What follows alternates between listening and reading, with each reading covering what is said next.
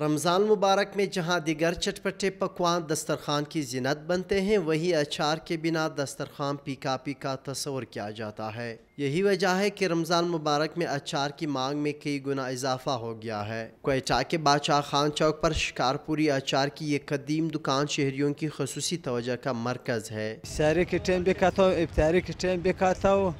اس کا ذائقہ بہت اچھا ہے۔ مختلف اقسام اور عمدہ ذائقے کے اچار سندھ کے علاقے شکارپور سے لائے جاتے ہیں۔ دکاندار کے مطابق آم، پیاز اور گاجر کا اچار اور سیب کا مزیدار مربع خریداروں میں بے حد مقبول ہے۔ شکارپور شہر سے اچار بنتا ہے، وہیں سے آتا ہے۔ یہ قدیم پرانا شکارپوری اچار کی دکان ہے، مشہور ہے۔ پنجابی طبقہ جو تیل والا کھاتا ہے، پٹھان لوگ، سندھی لوگ جو شوق سے سرکے والا کھاتے ہیں، اس میں لیمبو کا ہے، مرچ کا ہے، لہسوڑے کا ہے۔ کھانے میں اچار کا استعمال جہاں ذائقے کو بڑھاتا ہے، وہیں اس کی زیادہ استعمال گلے کی خرابی کی وجہ بھی بن سکتی ہے، جس سے بچنے کے لیے احتیاط کی ضرورت ہے۔ کیمرامین حیدر چانڈیو کے ساتھ حفیظ اللہ شیرانی، ڈان نیوز، کوئٹہ۔